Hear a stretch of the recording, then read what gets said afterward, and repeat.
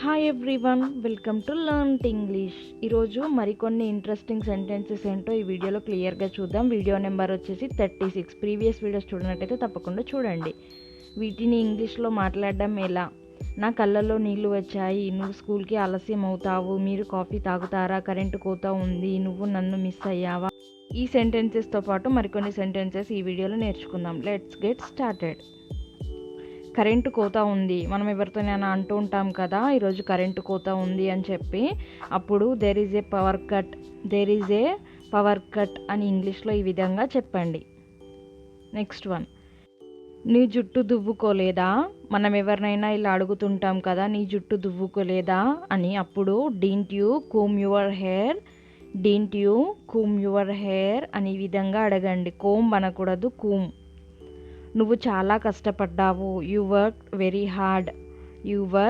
Very hard అని ఈ విధంగా చెప్పండి.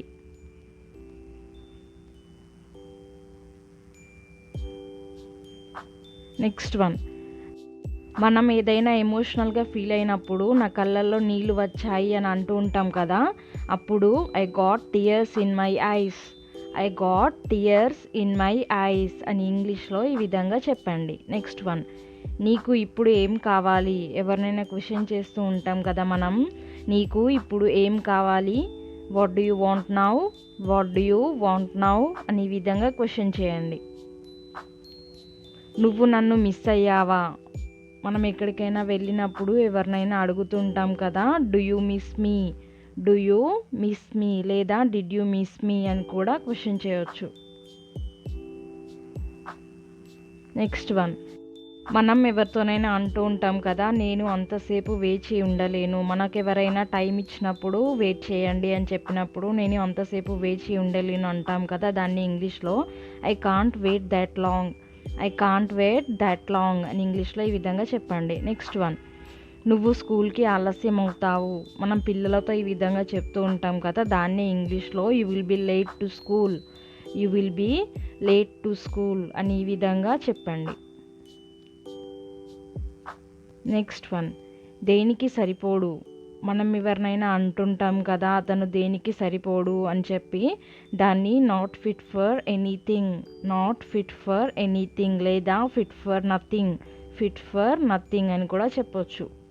నెక్స్ట్ వన్, మనం ఎవరితోనైనా అంటుంటాం కదా, నువ్వు ఒంటరివి కాదు అని. అప్పుడు యు ఆర్ నాట్ ఎలోన్ అని ఈ విధంగా ఇంగ్లీష్లో చెప్పండి.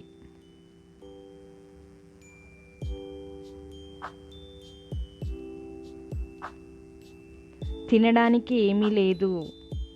మనం అంటూ ఉంటాం కదా ఇంట్లో, అప్పుడు there is nothing to eat అని ఈ విధంగా ఇంగ్లీష్లో చెప్పండి.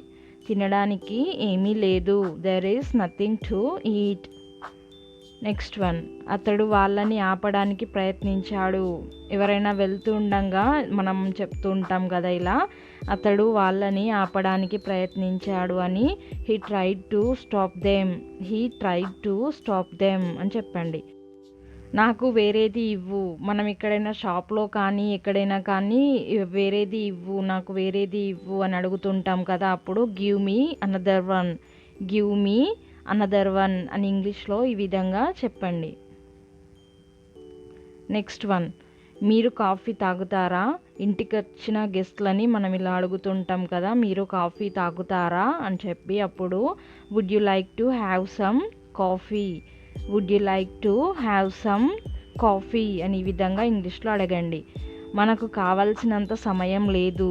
ఎప్పుడైనా లేట్ అయినప్పుడు ఇలా అంటుంటాం కదా, అప్పుడు we don't have enough time. Enough అంటే కావాల్సినంత, we don't have enough time. అతడు ఇంకా నీ కోసం వెయిట్ చేస్తూ ఉన్నాడు. He is still waiting for you అని ఇంగ్లీష్లో ఈ విధంగా చెప్పండి. Thanks for watching. Do subscribe for more information. If you like the video, please do like and share. Thank you.